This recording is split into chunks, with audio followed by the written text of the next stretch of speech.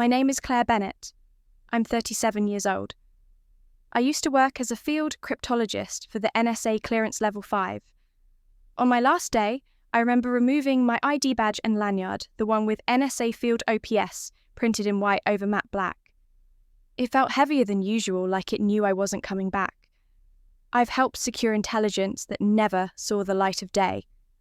I've built systems that made people safer without them ever knowing. But nothing, not even the most complex, classified and dangerous programs I ever wrote or handled, could have prepared me for the shock I was about to face. Level 5.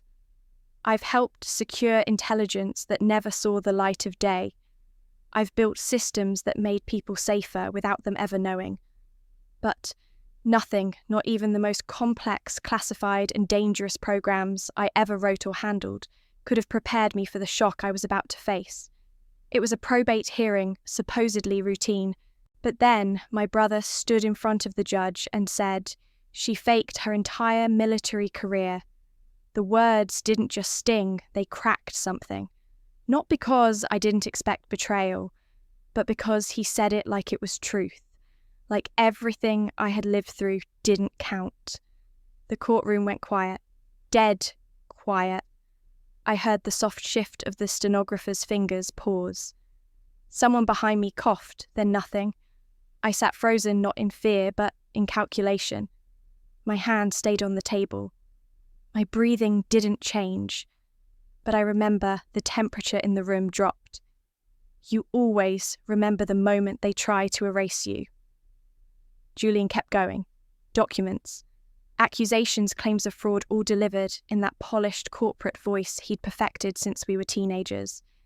He even pulled out a forensic audit, claiming I had siphoned family funds during overseas deployments.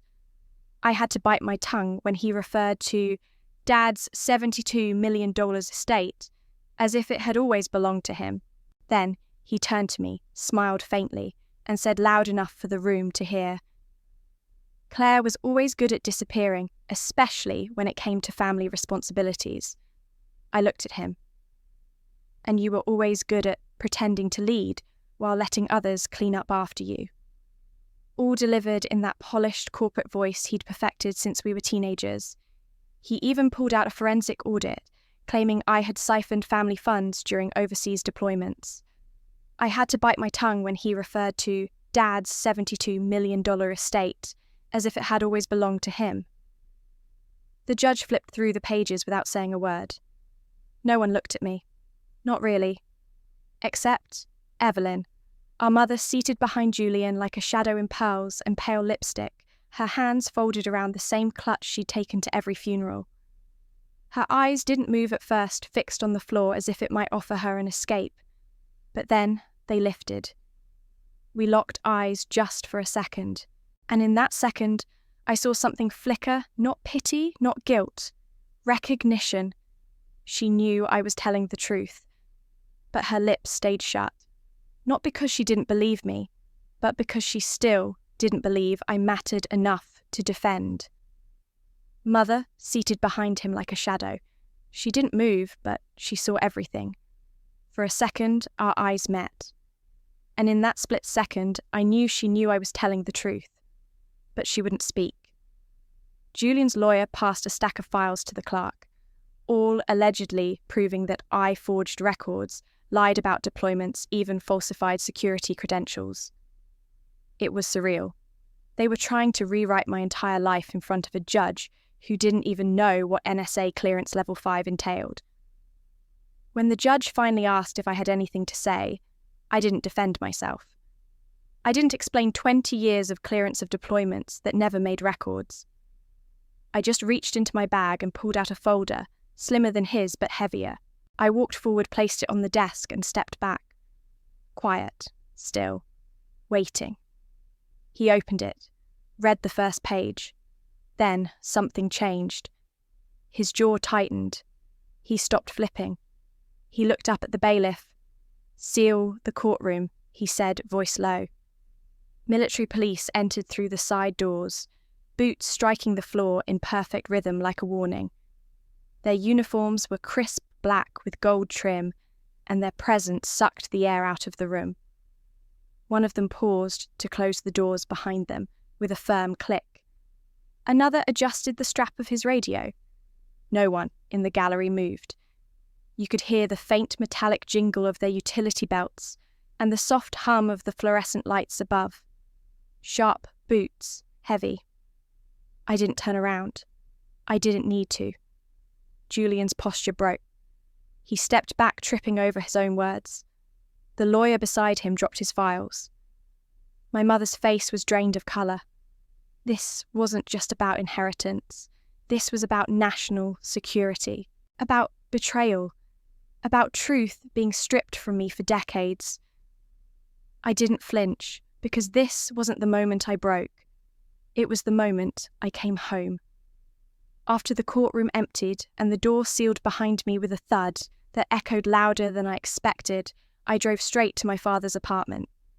It was technically sealed too, estate in probate accounts, frozen keys collected, but that had never stopped me. I still had the keypad sequence memorised from all those summers I spent here alone while Julian and our parents vacationed in Europe. Inside the place felt smaller than I remembered, but maybe that was just the light, cloud-filtered grey, the kind of cold light that made even wood seem metallic. Most of the furniture had already been catalogued and tagged with probate stickers. There were no photos on the mantel anymore. Not that there had ever been one of me. His old armchair sat untouched. I went straight for the study, not expecting to find anything obvious. What I was hoping for was muscle memory, his not mine. Men like my father didn't write things down. They hid them in routines. I searched the usual drawers, locked cabinet, left bottom. I pried it open with the heel of my boot. Nothing but yellowed receipts, a worn notebook from a trip to Zurich, and his pocket watch. The same one he wore on every quarterly meeting, like it was a piece of armour. I turned it over. It clicked. The back panel slid open, and nestled inside was a USB drive, matte black and faintly warm, like it had been waiting for skin. On its side, someone had scratched a tiny inscription, Luna 7. It was a code. But I already knew the answer. Luna, Luna, rise and see, hide the stars and sing to me.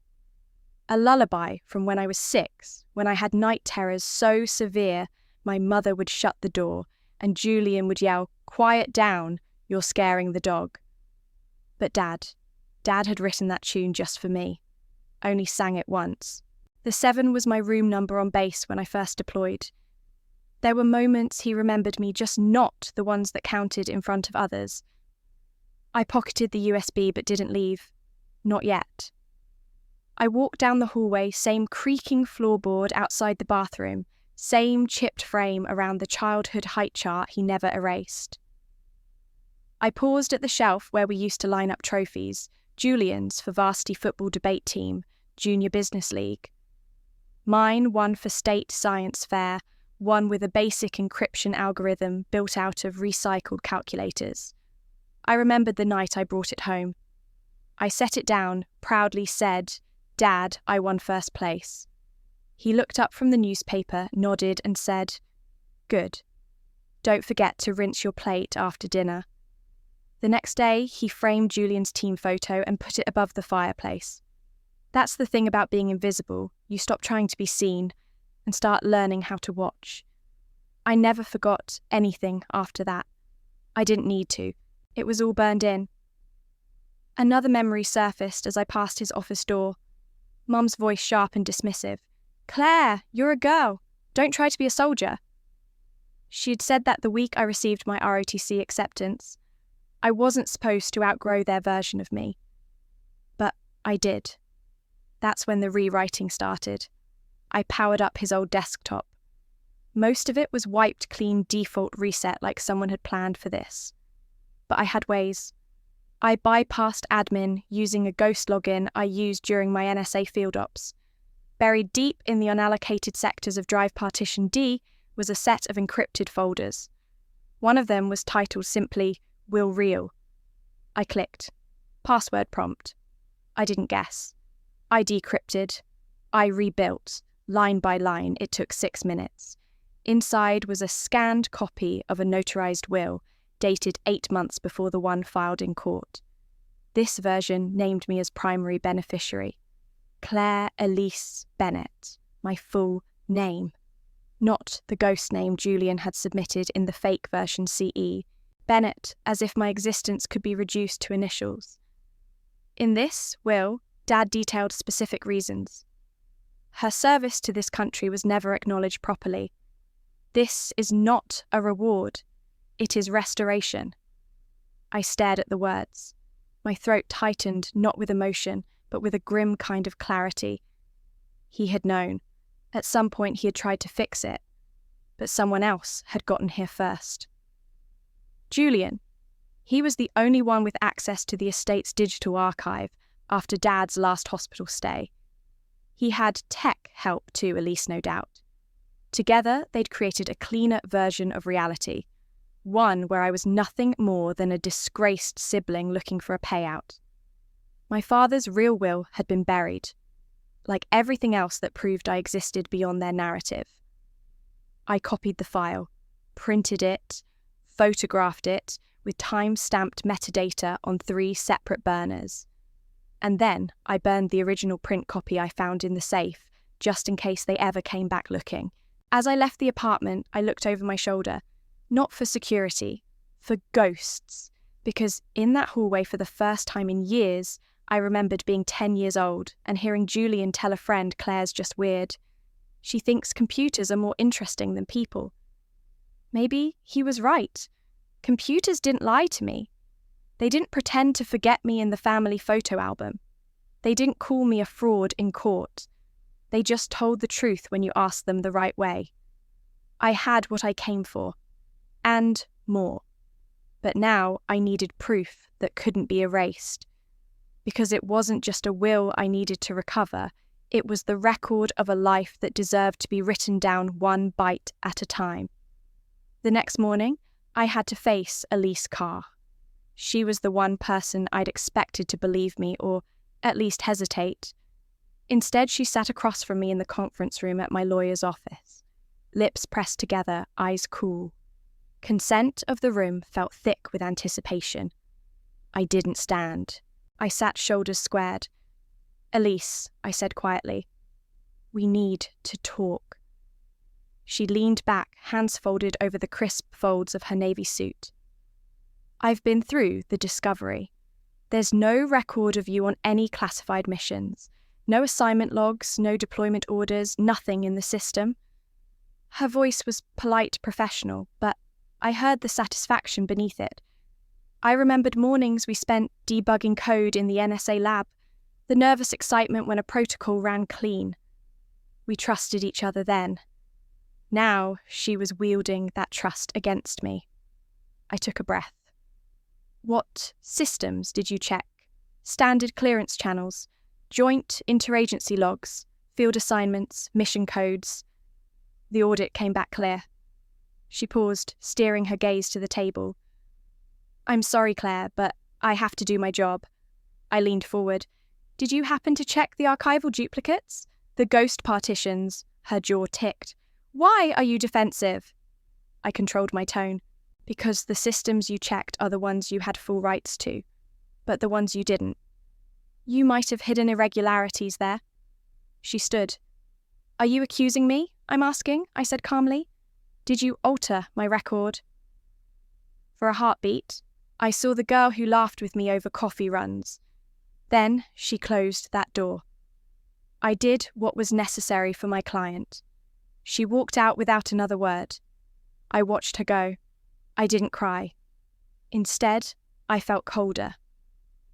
I walked back to my apartment and sat at my desk where the recovered will and the USB drive rested like armor. I pulled out my laptop and logged into my personal archive, the one the NSA authorized me to keep locally. Thanks to Project Clearance, I still had a secondary cache. I ran a query for my name across all mission logs, all hardware access logs. Nothing. I ran the same query on backup drives I had in storage. I found snippets, a token of field ops, a blurred timestamp, a build of a secure comms protocol I'd deployed in an overseas base. Nothing official but the proof of presence.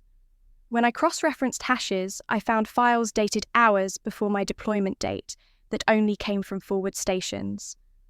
I smiled for the first time in days. I emailed my lawyer, Elise Lead. She didn't search the backups. She couldn't.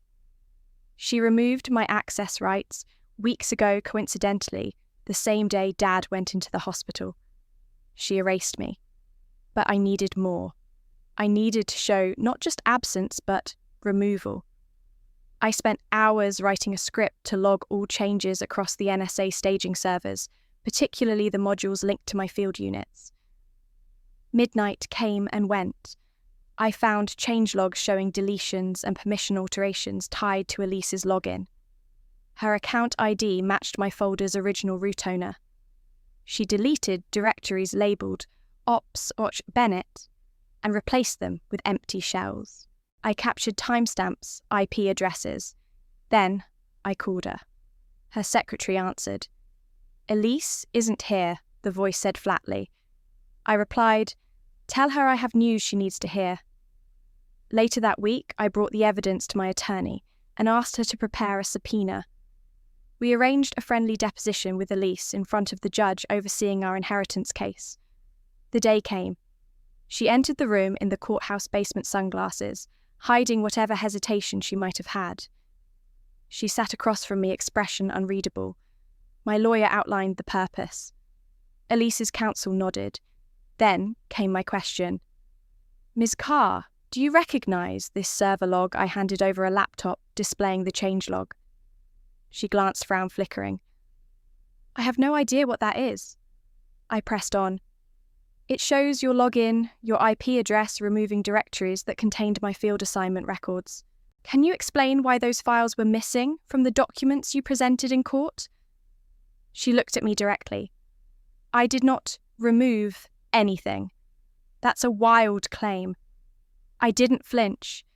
"Can you explain why your account had full and admin rights the day our father was hospitalized?" Her voice went cold. "That's internal NSA protocol. But you used those rights, correct?" I slid data logs across. Permissions removed, 72. Files deleted, 84.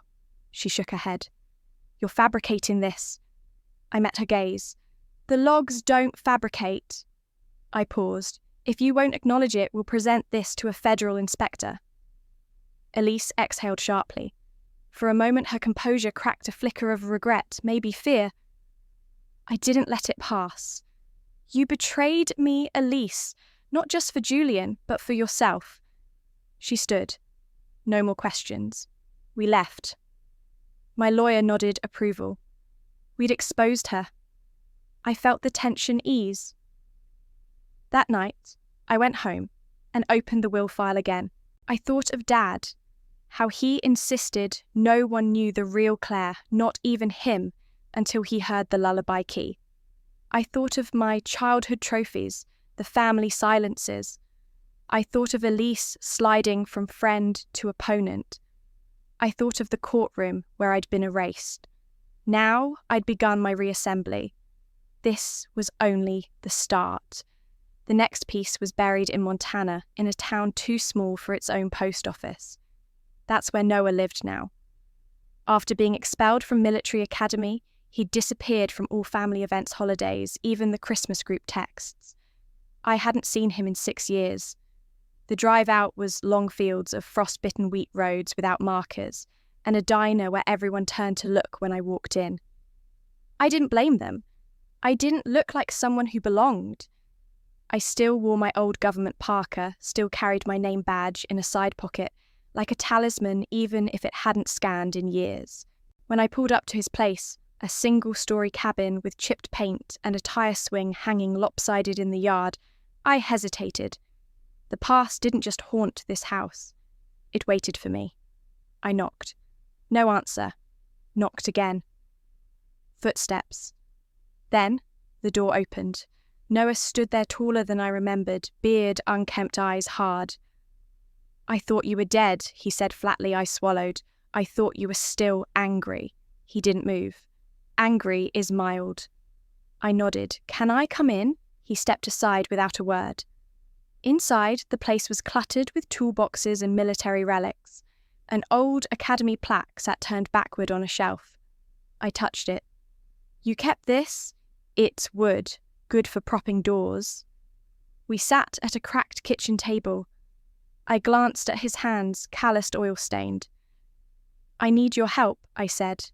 He raised an eyebrow. Help from the sister who watched me get expelled while she stayed silent. The air thickened. "Noah? I don't," he cut me off. "I know what happened. Julian trashed your model jet. You cried. Dad came home. I was the easy target. You said nothing." My throat tightened. I thought if I told the truth, Dad would kill Julian's scholarship. He was already halfway to West Point. "So, you sold me out to protect the family name," he snapped. I stayed silent. What could I say? That I was 16 and scared, that I thought it would all even out somehow. That's not how betrayal works. He leaned back, arms crossed. "And now, you want what? Sympathy, backup?" "Why now?" I looked him in the eye. "Because you're the only one left I can trust." He didn't speak, just got up and poured himself a drink. The silence stretched until I stood. "If you won't help, I'll go." At the door he spoke. What did Julian do this time I turned back? He erased me. From Dad's will, from my own military record. And Elisa's, my former friend, helped him. But I found pieces, fragments, enough to fight. Noah studied me, then nodded once. "Wait." He walked into the back room and returned with a small box. "Dad gave this to me before the hospital. Said not to open it unless something felt wrong." I opened the lid. Inside, a mini tape recorder and a drive labelled CB. Voice only. I blinked. "You never listened, didn't want to get pulled back in." He paused. "But you're already drowning, so I guess I'll throw the rope." I smiled faintly. "You always did." He shrugged. "You just never saw it." We sat again, this time closer. "So, what's next?" he asked. I pulled out a map. We traced the file. Verify its authenticity. Then I use it to force a reopening of the will. "And you think that'll work?" "It has to." He tapped the recorder. "Well then, soldier, let's get to work." For the first time in years, I didn't feel alone. I felt like someone had finally come back for me, even if I didn't deserve it. I felt a low hum of determination in my chest when I stepped out of Noah's cabin, like the first breath after you surface from deep water. I hadn't felt that in years. Then my phone buzzed, unknown caller. I knew better than to pick up unfamiliar numbers, but something pulled me to it. "Claire Bennett," I answered. The voice that responded was soft, cautious, controlled. "Claire, this is Isabel Reed." My chest tightened. Julian's ex. Someone I thought I'd never hear from again. "Isabel." My voice came out flat. She hesitated a beat. "I have information." Pause. "About Julian." My heart stuttered. I'd heard threat enough from Julian, felt enough betrayal to last several lifetimes. Still, I leaned against the cafe counter. "Go on, I can't talk here. Meet me." She gave an address in Denver, noon tomorrow. I agreed, hung up. My hands trembled, but I grounded myself. I didn't drive all the way from Montana to let fear win. Not anymore. Denver at midday felt like a backdrop painted too bright for what I was about to uncover. The cafe where we met had scuffed wooden tables, mismatched mugs, and a barista who knew regulars by name. Isabel sat alone in a corner booth, a leather purse by her side, her posture taut. She looked the same, dark hair over her shoulders, pale blue eyes that once smiled with me during late-night coding projects. Now they were wary. I slid in across from her. Silence filled the gap, dense and electric. Finally, she spoke thanks for meeting. Her voice was steady, though her fingers twisted around a pen. I didn't reach out lightly. "Why contact me now?" I asked, voice low. My mountain-torn coat weighed on the chair as if it sensed my tension. She exhaled. "When I left Julian, he threatened me. threatened to expose everything, my job, my reputation. She leaned forward. But I have something. Secure Tech's internal ledger. It shows Julian moved millions diverted company funds into offshore shell accounts. Since 2019, no emotion, only facts. She slid a folder across the table, compact, bulging with printouts, spreadsheet screenshots. I opened it. Line after line, accounts, IDs, dates, transfers over hundreds of thousands. Notes, consulting fee equipment, purchase miscellaneous, anything to mask it. July 2023, she pointed, $750K to Cayman Shell. December, another. Total, so far, about $3 million. She matched my eyes. I cross-checked with IRS leaks. I did my due diligence. I flipped the pages methodically. Every number was a betrayal. Betrayal not just of inheritance, but of trust of our father's company of my work to honour his legacy. Secure Tech wasn't a family business, it was my father's life. I swallowed hard. Why give this to me? I asked. She looked away at the window, as if avoiding seeing me undone. I assumed Julian would keep rolling, taking more, threatening more. I can't live like that. I don't want to lose everything. Her voice wavered. It's brave, I said quietly, and dangerous.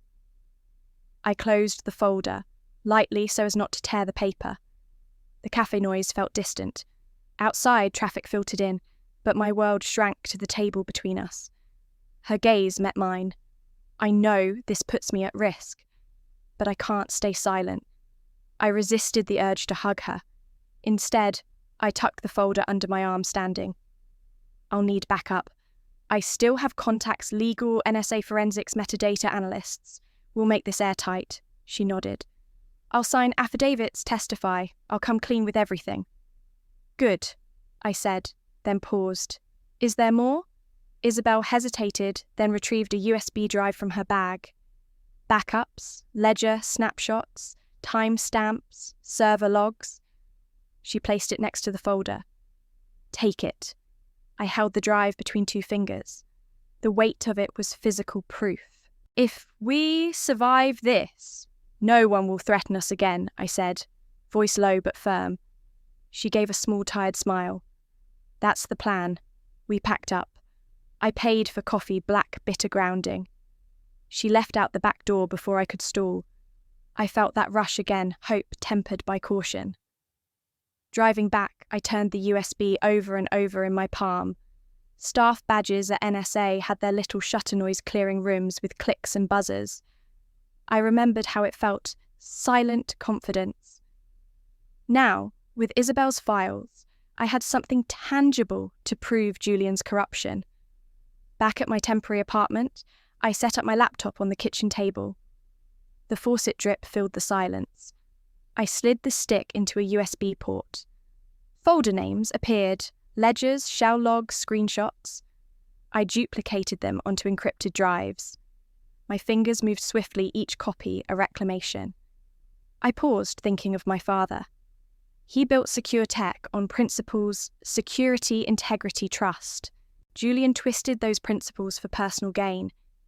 He didn't just want my inheritance, he wanted to erase me, devalue me. And now Isabel had armed me with proof to expose him. The afternoon sun shifted across the blinds. I reviewed every file, making notes, emailing key analysts, lining up lawyers. Everything was moving into place. At one point, I closed my eyes and whispered, Dad, I'm fixing this, not for revenge, for truth, for legacy, for myself.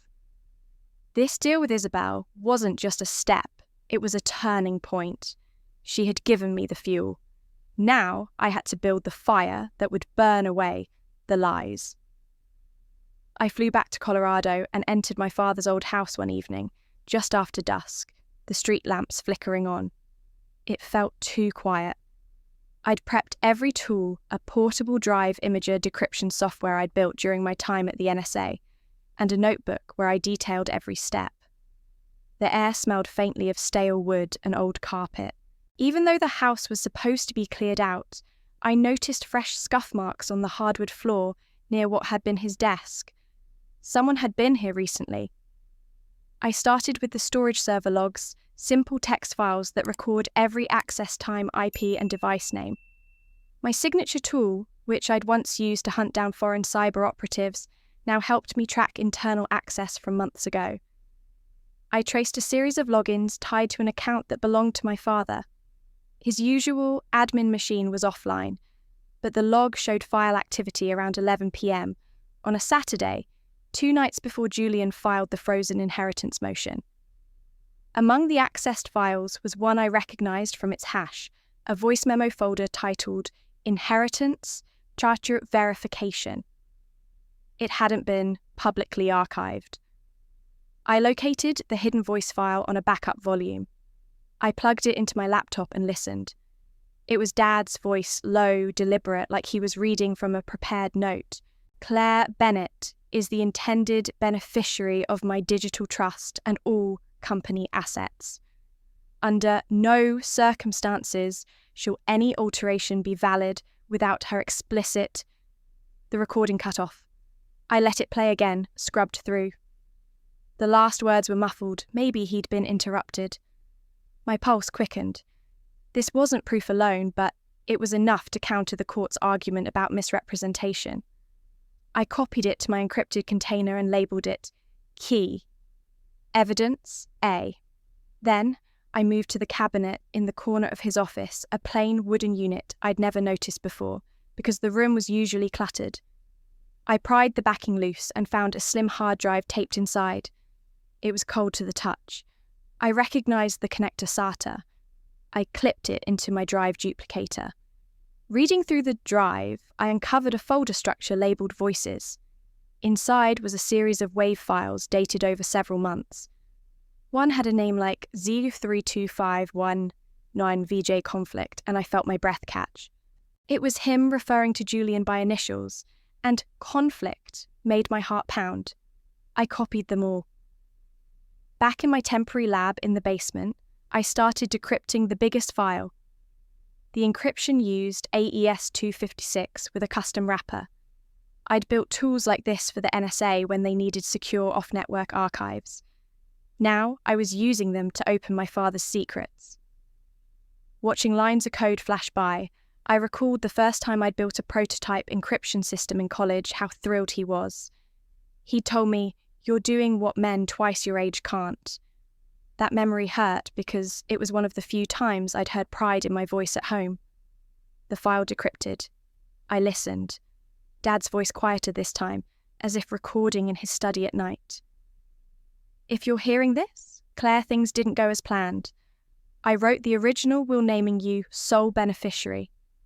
But there's pushback. Julian won't listen. I didn't have courage to face them all." His voice trembled. "Tell them the truth. Protect the trust. Don't let them erase you." I felt tears press behind my eyes. I clicked repeat just to hear it again, hoping the message was enough to shake the courtroom. I held on to the decryption key, something only I could reconstruct from sequences in his voice. It felt like holding the truth itself. I labelled it Key, Final. I replayed the other files. He'd recorded an earlier file where he expressed concern that Julian was manipulating accounts in Bennett's secure tech.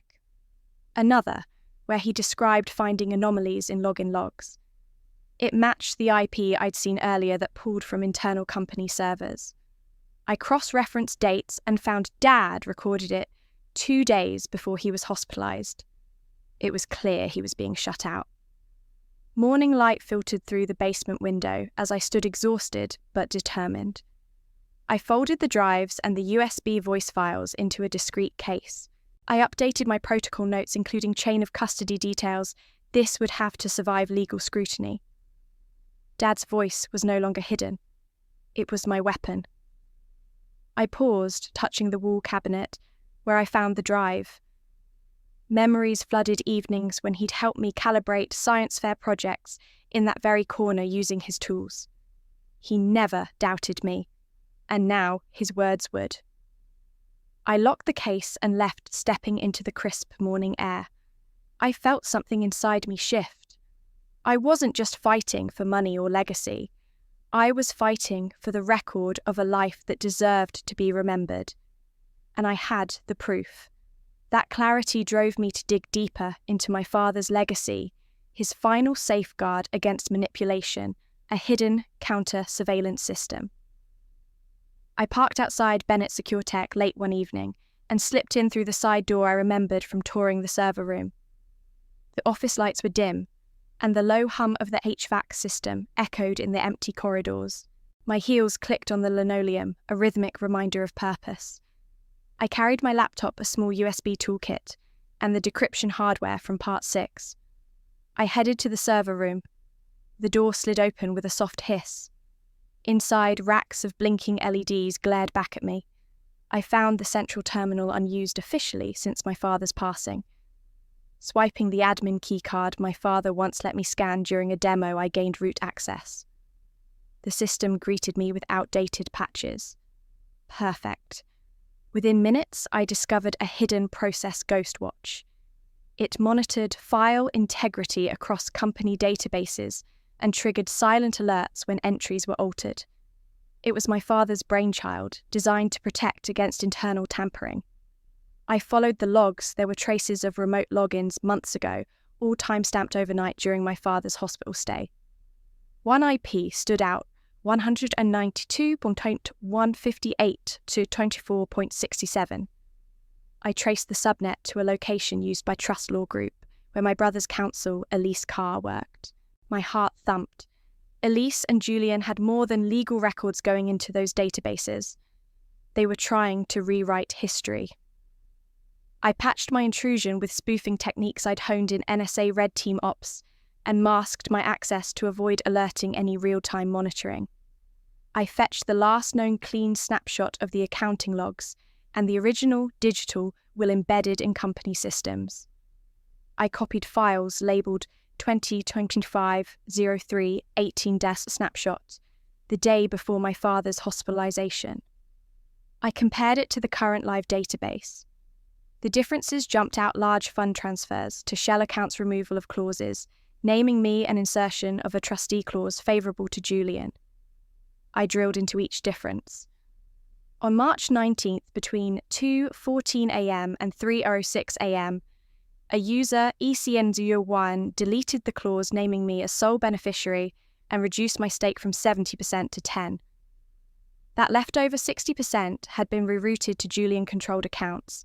The timestamp aligned suspiciously with the logins from Elise's office network. I logged the data and exported diff reports. I also found a hidden audit trail metadata tags I created with my father, noting "Do not delete clause, must remain." Those tags remained intact in the ghost copy, but vanished in the live logs. I sent encrypted snapshots to my secure server and left an encrypted time-stamped key in the system as evidence of entrenchment. It felt almost poetic, planting seeds for when this all blew open.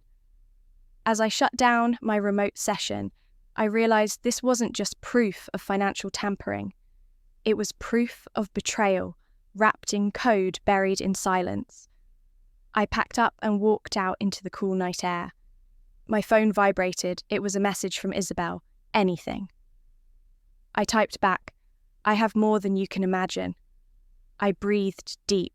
The system had held its secrets. Don't think your threats will erase them. By morning, I had cross-verified IP geolocations, diff logs, and system backups. I printed reports for chain of custody and prepared to bring them to my next hearing. My father's ghost network had exposed the silent war being waged over his legacy. I would not only defend myself, I would unearth the full truth. I booted up my forensic suite, the same toolset I used for NSA counter-surveillance missions. First task, create a full timeline of asset transfers.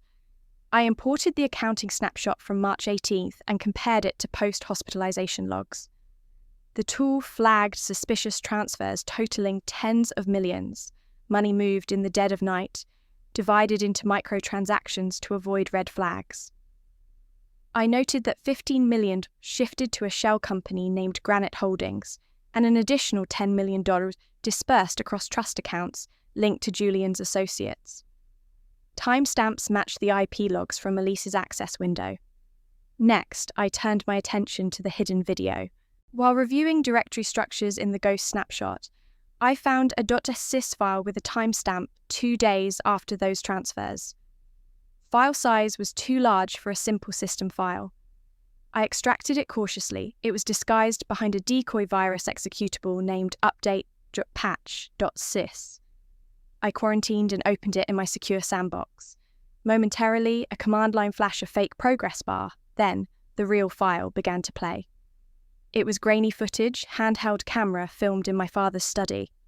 I recognized the dark walnut walls and the green banker's lamp. Julian stood over my dad, clasping the end of a document. My father looked hesitant, trembling. Julian's voice was low, threatening. "Just sign it, Dad." The document was the revised will. My father murmured, "You shouldn't force me into this." Shadow obscured Julian's face, but I heard the menace. My stomach curled, but I kept watching. I paused it to note metadata, March 20th, 2025 at 2:02 a.m. Device ID matched a SecureTech office camera that was supposedly decommissioned. The audio track had been cleaned, but the timestamp metadata was unaltered. The file originated from the same server logs I'd already traced back to the Ghostwatch system. It all connected the transfers, the fake, will the forced signing. Moving on, I created 3 encrypted backups. One on my secure personal drive, one on a remote NSA safe drop server, and one hidden inside a layered steganographic container on a civilian cloud. I labeled each with its hash signature and a timestamp. Then, I copied descriptive logs, file name, timestamp, origin, device ID into a forensic report as evidence. I cross-checked watermarks embedded by SecureTech's firmware. They matched Julian's office ID. I breathed, feeling adrenaline and sorrow swirl. My father had fought for integrity. Now I held the final proof of what happened behind closed doors. I reviewed the chilling clip again. My father's hand shook while signing. Julian snapped the document away, his jaw clenched. I heard footsteps in the next room, likely the butler or assistant, so the camera wasn't alone. The presence of a secretary, maybe Elise, was implied. The decoy virus was clearly designed to infect only internal review systems if extracted. That told me Julian anticipated discovery and still did it anyway. The betrayal cut deep. I documented everything timeline of events file, metadata, IP logs, financial diffs, and video timestamp. I wrote up a concise narrative to stitch the pieces together. This report would be my weapon in court. It would replace whispers of "she's fake" with undeniable proof of coercion and fraud. But I didn't stop there. I cross-referenced with my father's personal calendar. March 20th was the same evening he's listed as admitted to hospital. He was under sedation, weak. Julian used his moment of vulnerability to wrest control. That line in the video, "You shouldn't force me," carried more weight now. It was recorded seconds before my father collapsed with a stroke. The camera cut off right when he started collapsing. The timing couldn't be ignored. Late into the night, I compiled everything into an encrypted case folder and sent secure access to my lawyer. Then, I stepped outside onto my balcony. The sky was turning dark. I stared at the city lights and felt for the first time that this battle might truly swing in my favour. I didn't allow myself relief. I allowed resolve. And I let grief settle, letting me know this was more than data, more than money. It was memory, honour, closure. I knew the next step was the final hearing. It would be public, it would be messy, it would be televised. I would walk into that room knowing every file I carried was a bullet in my perception of truth. I didn't want revenge. I wanted the record straight. I wanted to make sure no one could erase me ever again. In the hours before the final hearing, I tracked Elise down in a sterile corridor off the courthouse basement near the holding cells and evidence lockers. She turned at the sound of my shoes, clicking, her posture stiff, defensive. Elise, I said, voice even. I know you altered the system. You used your credentials to wipe my assignments. She didn't let her face change. No one believes you anymore, Claire.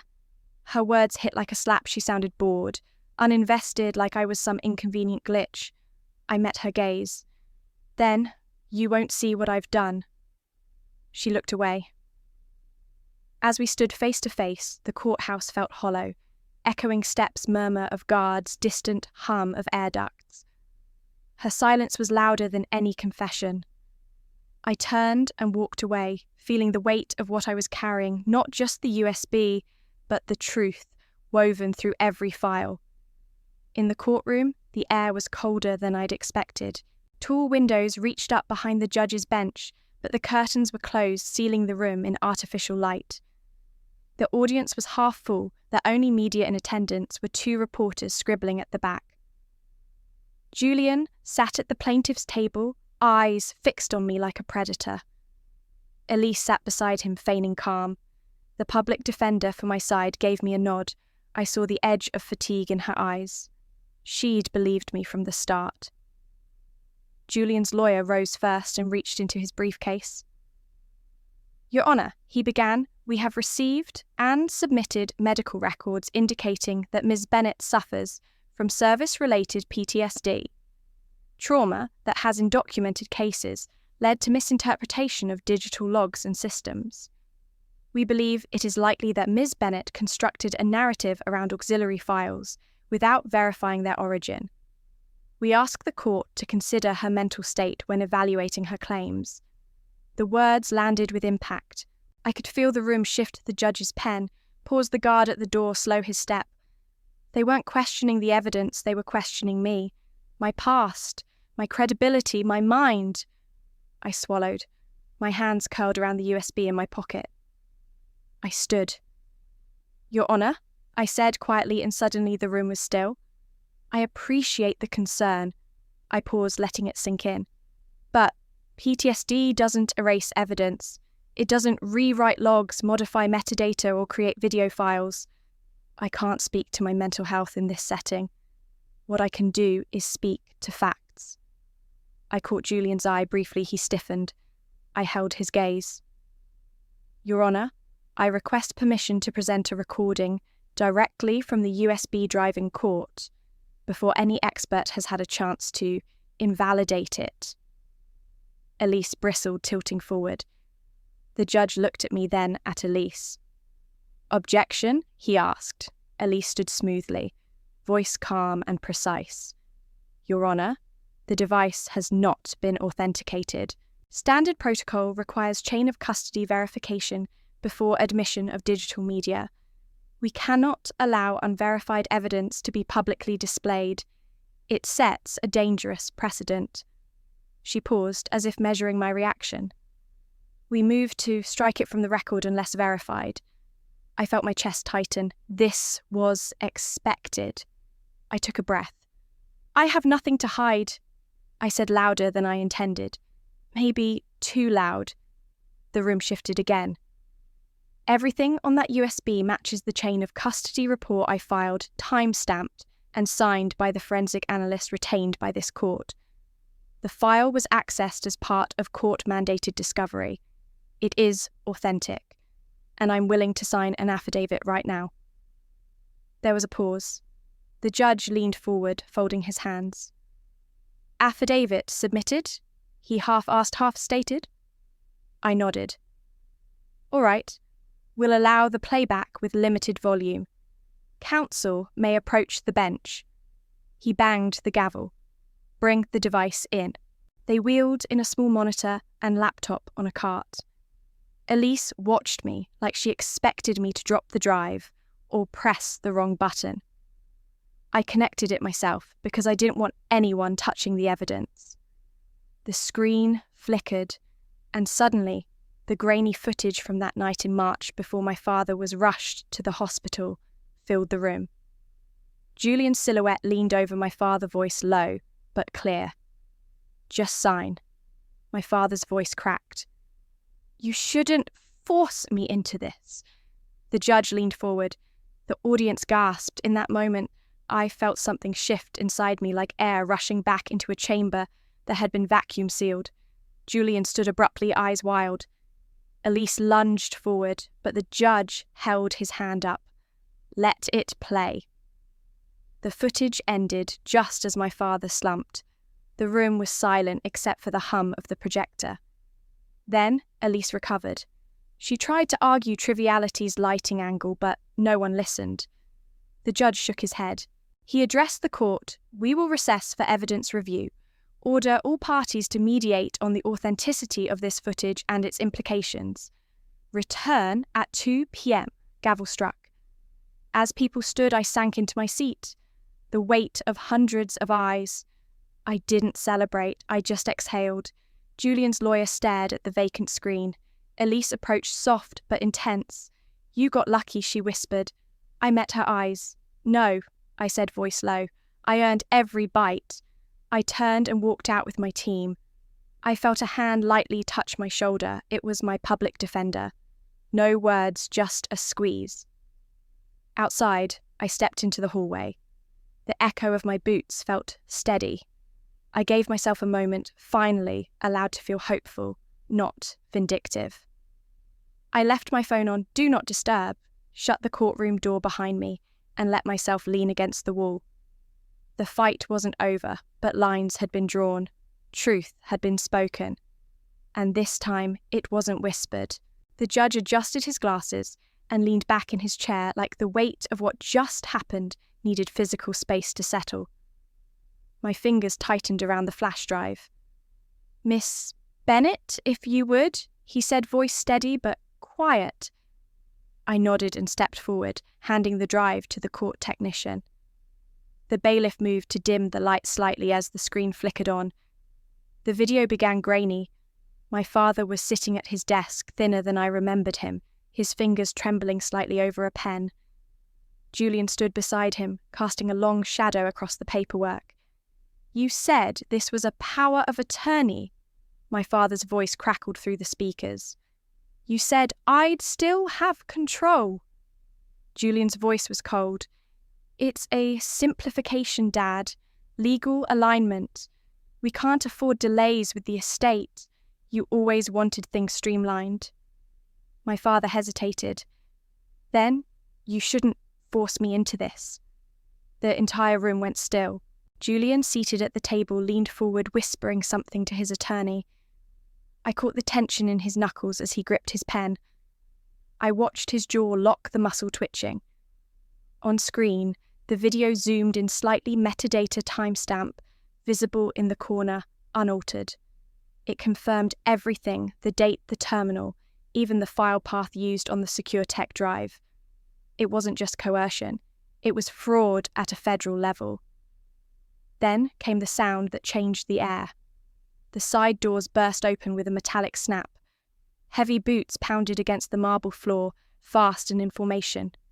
Gasps filled the courtroom. A uniformed officer held up a warrant. Julian Bennett, you are under investigation for unauthorized use of classified access systems under secure tech protocol. Another stepped forward, cuffs already in hand. Julian stood up so fast his chair tipped backward. You can't be serious. This is a family hearing, he barked, voice cracking at the edges.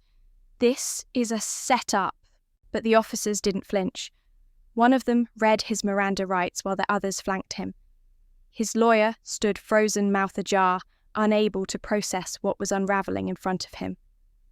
Across the room, Evelyn, our mother, let out a sound I had never heard from her. Not a sob, not a scream. It was a kind of broken breath, like air being forced through glass. Her clutch slid from her lap onto the floor with a soft thud.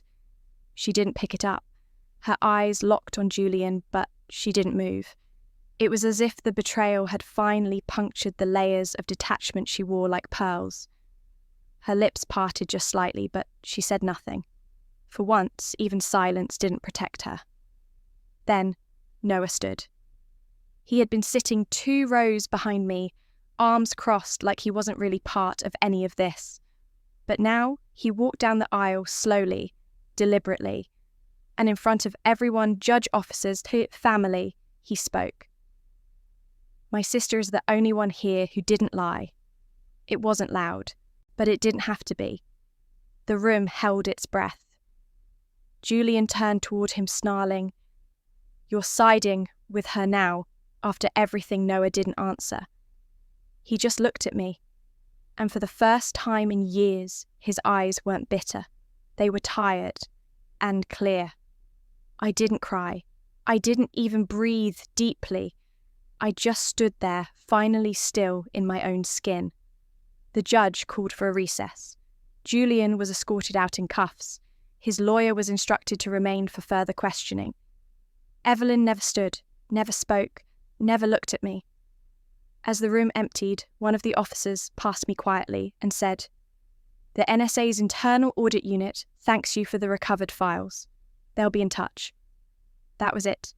No applause. No hero's welcome. Just confirmation. Cold, clean, and absolute. I remained for a while after everyone left alone in the courtroom that had once been hostile ground. I sat in the second row and let myself be still. This wasn't over, but it was the moment I had waited for, not to win, but to be seen. Weeks later, I stood outside a courtroom again, under a warmer sky than the last time. The verdict had come. Julian was sentenced to 5 years for fraud, coercion, and tampering with secure tech systems. Elise Carr, whose betrayal cut deeper than any sentence, received charges for evidence tampering and unauthorized access, 2 years suspended probation, and a permanent bar from practicing law. I didn't reclaim the full inheritance. Legal settlements and restitution drained most of what remained. But my name was cleared. The digital trust had been unlocked in my favour, the record restored. That afternoon, I drove to the nursing home where my mother Evelyn spent most of her days. The door slid open with a soft hiss. I paused, heart tight, not from fear, but from expectation. What would she be like now after the storm? She was seated by a window, the spring sun painting lines of light and shadow across her hands as she folded a tissue. Behind her, the walls were tiled with photos of family trips, old birthdays. I recognised one Julian's first football win confetti, still frozen in midair. But there was another, smaller, half hidden behind a frame. Me on stage, holding a science trophy, the ribbon glowing blue. I cleared my throat softly. "Mum." Her head turned. Her eyes slowed over my face, uncertain, searching. Then, without hesitation, she reached out. Her fingers, pale and frail, touched my hand. No words came. She didn't cry. She didn't smile. She just held on. A perfect, quiet acknowledgement. A peace neither of us had spoken, but had always needed. I felt lighter, but it wasn't relief. It was validation. Later, I visited Julian in prison to settle final details on the estate sale. I sat across from him in a grey visitation room, the table cold, his uniform dull. He said nothing beyond, "I'm sorry." It came out small, clipped like a command he'd been told to read. I stared for a long moment. "Sorry isn't a protocol," I finally said. His eyes flickered, regret, fear, boredom, I couldn't tell. I left without another word. I didn't feel victorious, just lighter. They say revenge is a dish best served cold, but that's not why I came here. My drive wasn't for revenge, it was for recognition. And in that, I succeeded. I reopened the file of my life one bite at a time. That evening, I walked through my childhood home, now empty set for sale, each room stripped to its bones. The kitchen counters were polished clean, the living room curtains drawn back into stiff bundles. I paused in the hallway outside my old bedroom. I remembered the lullaby my father hummed when I couldn't sleep. I still knew every note. I opened the door, briefly inhaled the hollow quiet, then closed it softly behind me. On my way out, I placed a small USB drive in the front pocket of my coat pocket. It contained blueprints, recordings, a manifesto not for inheritance but for justice. The next day, I filed the paperwork to start a non-profit digital shield, for women who found themselves powerless in legal or digital domains. The mission was simple: teach them how to protect their lives, their stories, their truth. I spent months teaching workshops at shelters, community centres, even online.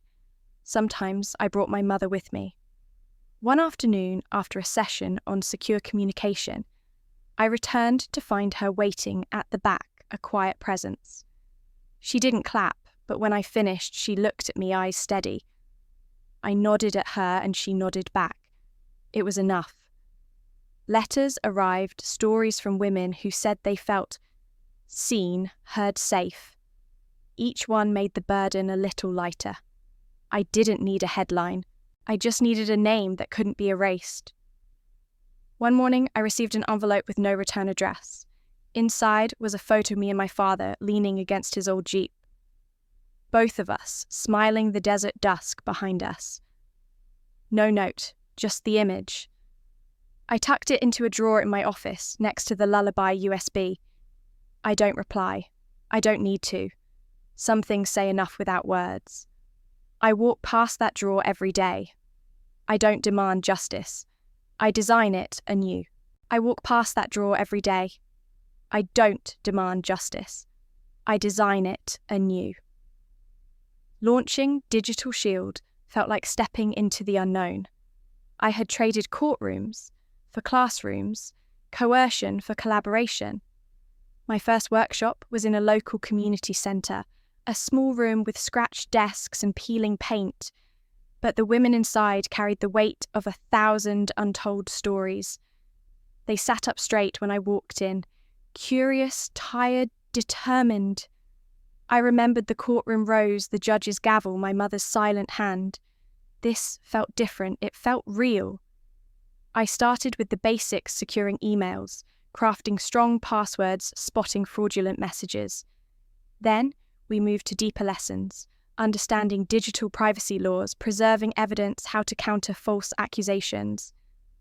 I showed them the USB I kept in my coat pocket, the same one I left in that house, holding proof and peace. I didn't preach. I taught. I laid out the tools they needed to protect their identities, their voices, their stories. Months passed. Digital Shield grew from 1 room to 3 cities.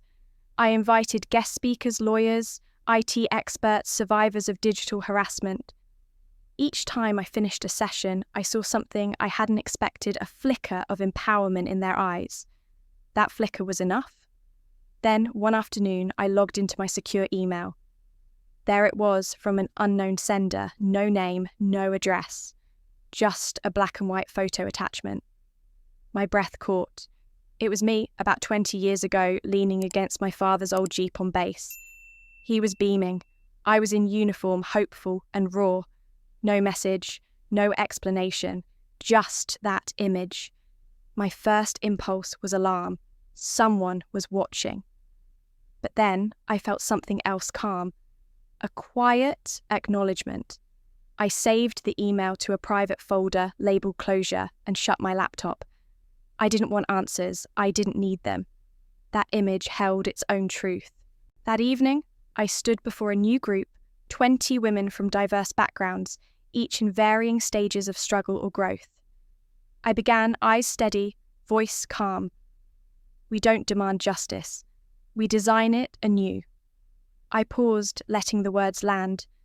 You probably came here because someone tried to erase you. Maybe it was your partner, your boss, your family, or a system that never listened.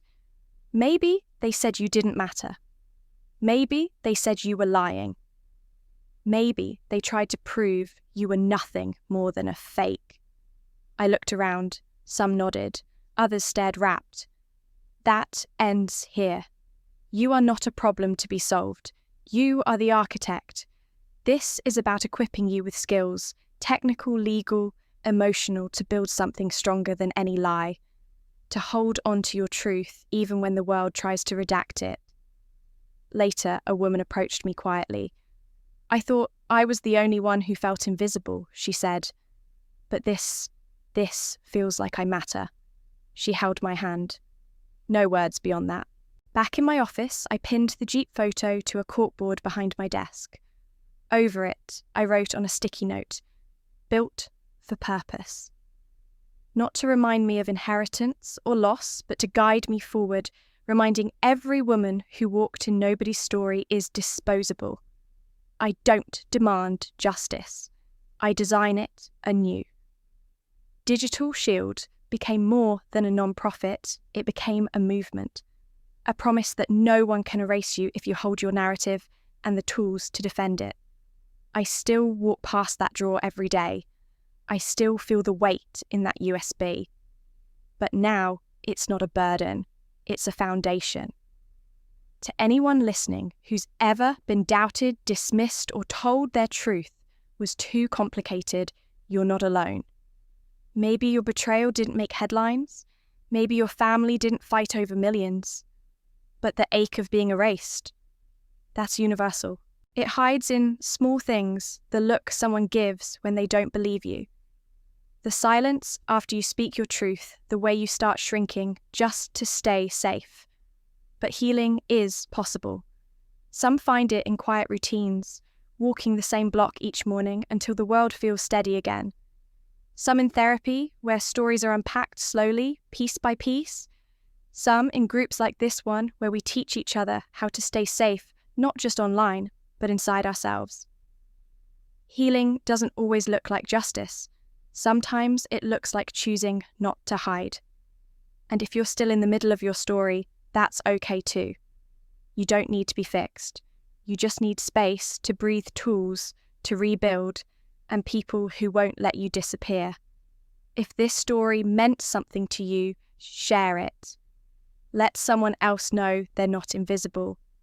And if you want to be part of a community that keeps building safety and truth in the shadows, hit subscribe. We're not just surviving anymore. We're designing something better together.